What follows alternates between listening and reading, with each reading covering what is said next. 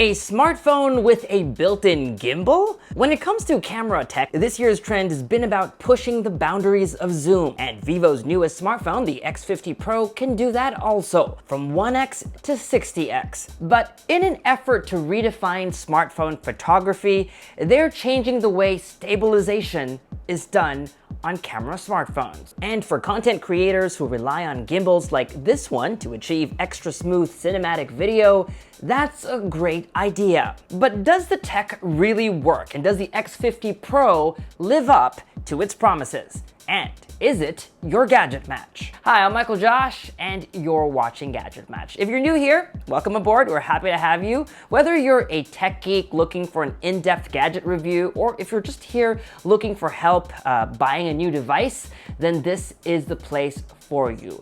Consider subscribing. Giving us a like or a subscribe will go a long way to helping us reach our goal of 1 million subscribers. When it comes to innovation, Vivo is no stranger to the spotlight. Before pop-up cameras and under-display fingerprint scanners were a thing, Vivo was paving the way for it all. Every year, the company unveils its Apex phone, a concept device that showcases all the cool new tech they're currently working on, and the best glimpse of what might eventually make it to commercial devices. You might not have heard about it because it was announced just as the COVID-19 pandemic was blowing up, but earlier this year, Vivo announced its 2020 Apex phone, promising to take smartphone photography and videography to a whole nother level, thanks to a gimbal camera, another first for a smartphone. That tech is finally rolling out to a device that you can finally buy. This phone right here. This is our vivo X50 Pro unboxing and review. Before we dive into our review, a quick unboxing. The vivo X50 Pro is their first X series phone to make it outside of China. This phone comes in this navy box with intersecting lines that form an X. And when you tilt against the light at the correct angle, it does this. A really cool trick. All right, let's get on with it. Inside it says Photography Redefined, and first up is the phone itself. The X50 Pro comes in only one color, alpha gray, with a shimmery matte finish and hints of blue when hit by light. But we're getting ahead of ourselves. Removing this tray reveals all the accessories, a TPU jelly case, SIM tray ejector tool, some paperwork, and inside here, a USB-C to A cable. Over on this side, there's a 33-watt flash charge 2.0 adapter, and wired 3.5mm headphones with some extra silicone tips. But don't get too excited. The phone doesn't have a headphone jack, so you'll have to use this bundled headphone jack to USB-C adapter instead. If you're unfamiliar with Vivo's X series, don't worry, I was too. So let's start with a brief introduction, shall we? The X series is Vivo's photography-focused line of smartphones. The reason you might not have heard of it before is because, unlike the more affordable V series, Vivo hasn't made the X series widely available outside of China. Until now. The X50 is the first to get a global launch, with markets in Asia, Africa, Latin America, and Eastern Europe getting it real soon. There are 3 phones in the X50 series, the X50, X50 Pro, and X50 Pro Plus. Sound familiar? Before I tell you what's different, you should know that the X50 Pro Plus will only be available in China. That's the reason why this video is focusing on this phone in particular, the X50 Pro. All 3 phones have 6.56-inch AMOLED displays from Samsung. The Pro Plus model has a 120Hz refresh rate. The other 2 have 90Hz displays. The X50 has a flat display. The other 2 have curved displays. The X50 and X50 Pro share the same processor, Qualcomm's Snapdragon 765G, while the Pro Plus is powered by the top-tier Snapdragon 865. Of the 3, the X50 Pro Plus has the biggest battery and the fastest charging speeds. Only the X50 Pro sports the gimbal camera system. The X50 Pro Plus doesn't have a gimbal, but on paper, it has the best camera hardware of the lot. Dylan in South Africa asks, do you like the design? With its narrow bezels, refined and sleek design, Vivo says the X50 Pro represents elegance and sophistication. Unlike the large camera modules found on the likes of the Samsung Galaxy S20 Ultra and the Huawei P40 Pro Plus, the camera bump on the X50 Pro isn't nearly as big, despite its gimbal camera system. Vivo says this two-tier design is intentional. I personally am not a fan. I think it takes away from the seamlessness of it all. I do, however, like the size of the phone. It's neither too big nor too small. It's got a good amount of heft to it also. Its curved back gives it a nice comfy fit in the hands, and its contoured edges makes it feel thinner too. The X50 Pro is only available in alpha gray. I kinda wish it also came in this camel faux leather finish like on the X50 Pro Plus. That way, just like on the Oppo Find X2 Pro, you end up not needing a case. If you watch my videos, you'll know that I've complained about a certain meh gray phone in the past, but I don't mind the gray finish on the X50 Pro. When hit by the light, it gets hints of blue, giving it some dynamism. The matte glass finish is nice too, although it's poorly executed. Unlike other recent phones with matte finishes, it still picks up fingerprint smudges more than I'd like it to.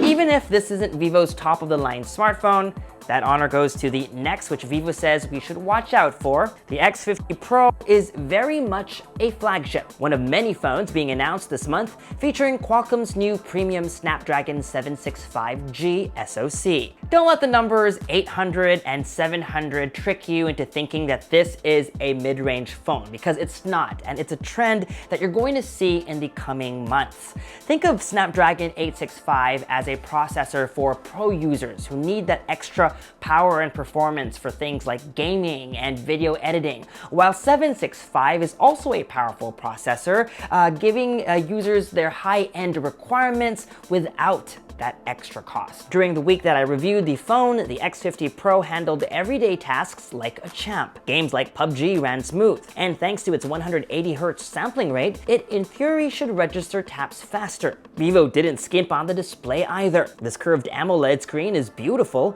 with that trendy fast refresh rate. It's sufficiently bright, colors are rich and vibrant, and there's HDR10 Plus support, making binge watching my favorite shows on Netflix more enjoyable. It's also got a pretty decent 4,315 mAh battery that, during our time with the phone, lasted us about a full day of average to heavy use. Vivo bundles a 33-watt flash charge adapter in the box, and charging speeds were pretty impressive TBH. The X50 Pro went from 0 to 52% in 30 minutes, and a full charge took just over an hour.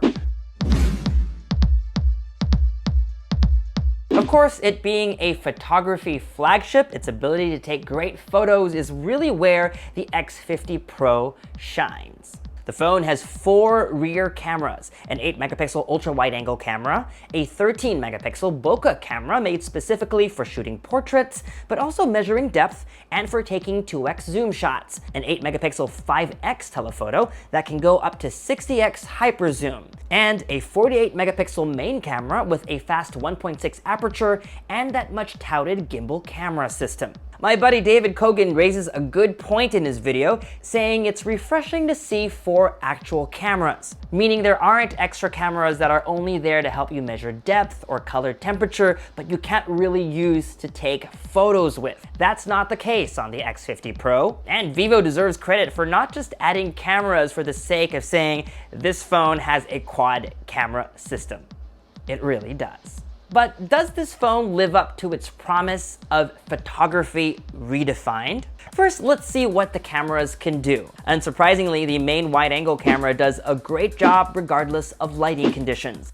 The ultra-wide-angle camera only has an effective 108-degree field of view, so it's not as wide as we would have liked, but it doubles as a macro camera and does a good job as long as lighting conditions are sufficient. Its 5x telephoto lens does a decent job. At 10x, it starts getting noisy, and 60x is good for when you have to get really close, but like most ultra-zoom smartphones, photos aren't necessarily post-worthy. While it's nice to have seen 2x and 5x optical zooms, I'm not really sure if zoom was a focus at all. The camera software doesn't make it easy to zoom past 5x, there are no preset distances, and it's pretty tough to scroll to the exact distance you require. Finally, its dedicated 50mm equivalent bokeh camera does a good job at measuring depth and produces pleasing portraits. I also like that it's basically a 2x optical telephoto lens for everyday zoom scenarios. Of course, we don't live in a bubble, and many of you asked how do its cameras perform versus other phones in the market. So we compared the X50 Pro with the Galaxy S20 Ultra and the P40 Pro Plus, our favorite Android camera smartphones of 2020. But also, while we're at it,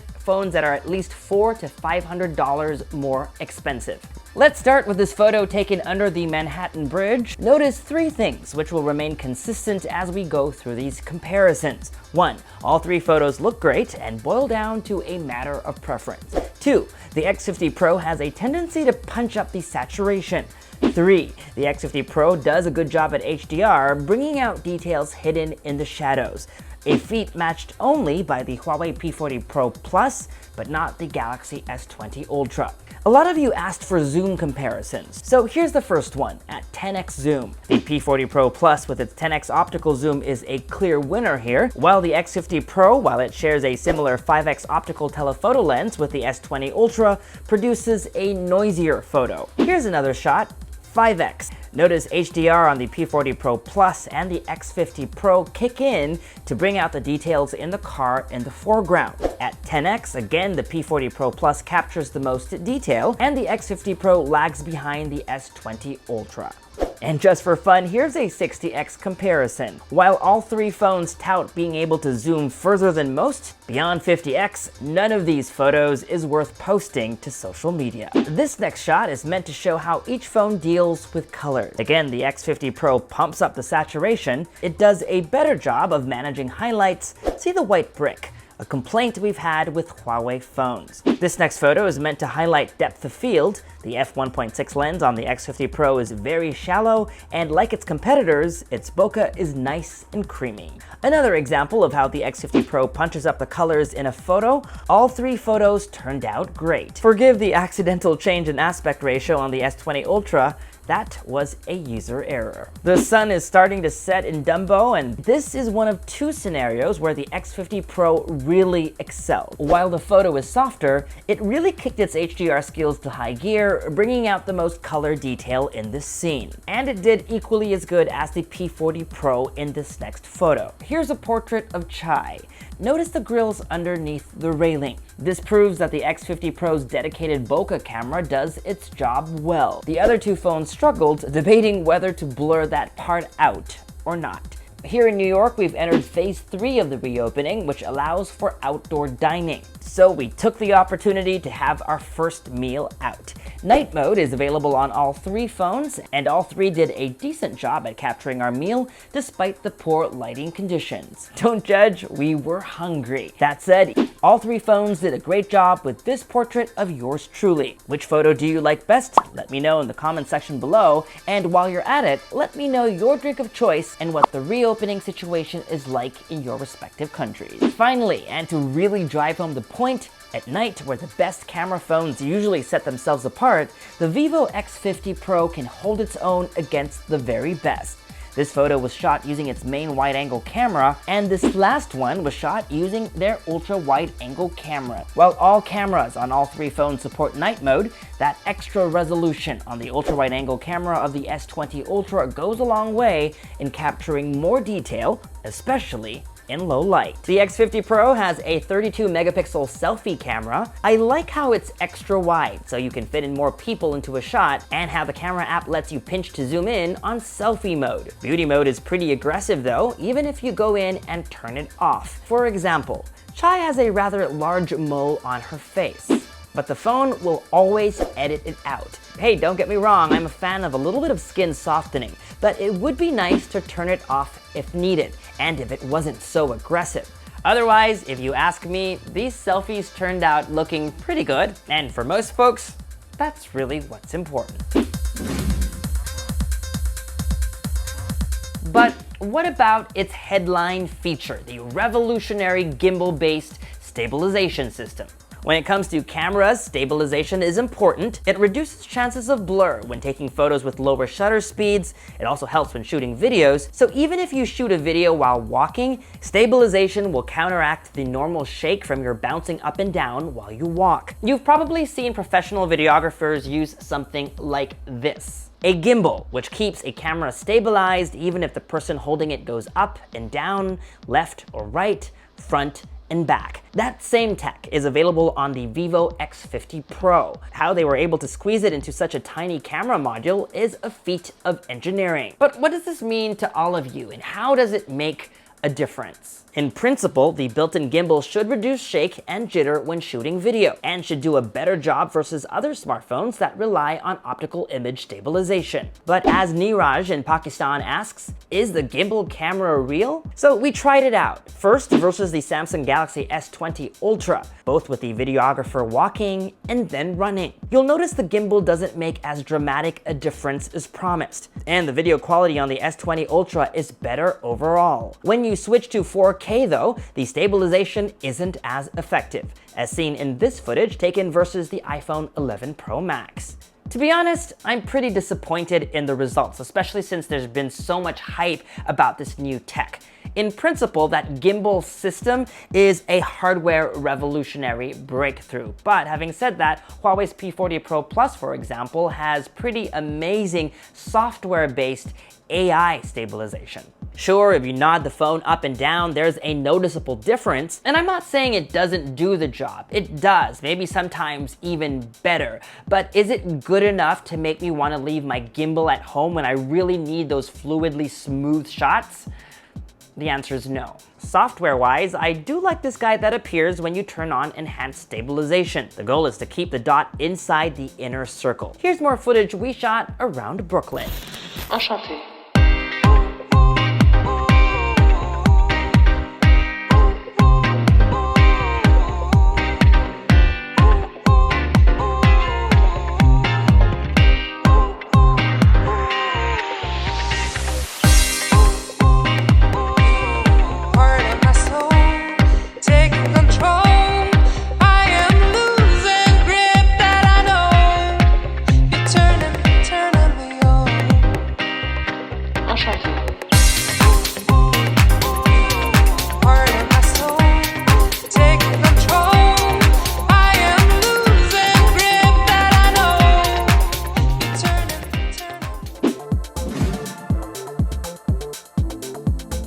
I've been reviewing Vivo smartphones for almost 5 years now, and I'm thrilled to see a major overhaul to their Android skin, Montage. While the model numbers are the same, the version on the X50 series is cleaner and closer to stock Android than ever before. The team tells me the goal was to provide users with something simple and seamless. So, is the vivo X50 Pro your gadget match? I've always said that in a world where a phone is powerful, battery life is impressive, and the software experience satisfactory, it's really camera performance that makes or breaks a phone. And in the case of the vivo X50 Pro, it's really what sets it apart and makes it an easy phone to recommend, especially given its more or less $600 price tag. Leo in Germany asks, can it compete with other flagship phones? The answer is most definitely yes. The X50 Pro is a great value for money smartphone, and it deserves the GadgetMatch seal of approval. Are its camera improvements groundbreaking, and does its new gimbal system revolutionize videography? Nope.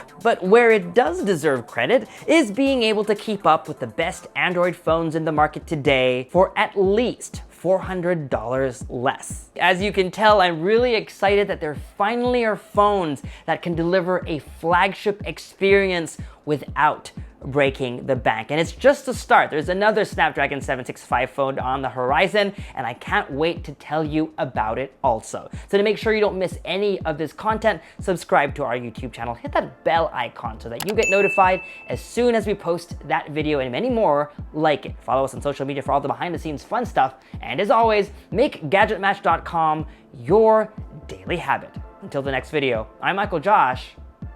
Thanks for dropping by.